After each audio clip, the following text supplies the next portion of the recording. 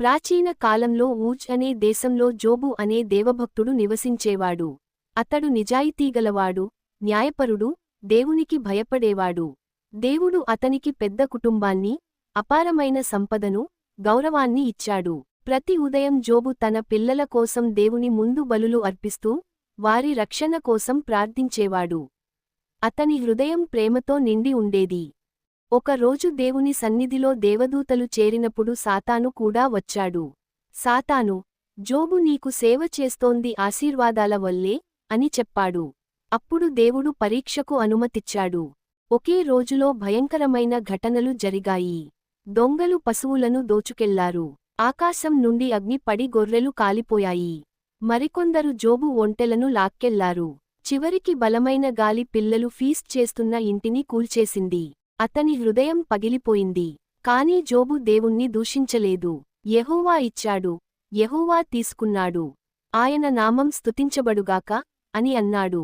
సాతాను జోబును తలకు పాదాల వరకు పుండ్లతో నింపాడు.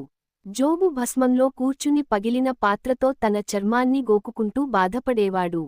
ఎలీఫ్జ్, బిల్దదు, సోఫరు అనే స్నేహితులు జోబును పరామర్శించడానికి వచ్చారు.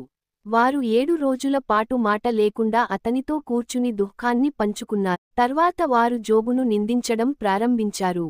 నువ్వు ఏదో తప్పు చేశావు కాబట్టి దేవుడు నిన్ను శిక్షిస్తున్నాడు అని అన్నారు. కాని జోబు, నేను అన్నివేళలా న్యాయంగా నడుచుకున్నాను అని సమాధానమిచ్చాడు. అప్పుడు దేవుడు ఒక మహా సుడిగాలిలో నుండి జోబుతో మాట్లాడాడు. ఆయన తన శక్తి, జ్ఞానం, సృష్టి యొక్క వైభవాన్ని చూపించాడు. దేవుని మహిమను చూశాక జోబు, నేను అర్థం కాని విషయాల గురించి మాట్లాడాను అని నమ్రతతో ఒప్పుకున్నాడు. దేవుడు జోబుకు రెట్టింపు ఆశీర్వాదాలు ఇచ్చాడు. మరిన్ని పశువులు, సంపద, కొత్త పిల్లలు, దీర్ఘాయువు. జోబు తన జీవితాంతం ఆనందంతో, గౌరవంతో జీవించాడు. జోబు కథ మనకు నేర్పేది, నిజమైన విశ్వాసం కష్టాల్లోనూ నిలబెట్టేది.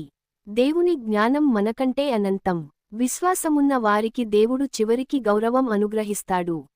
Jobu story miku interesting ga vunti like chayandi elanti moreno stories kosam subscribe chesukandi.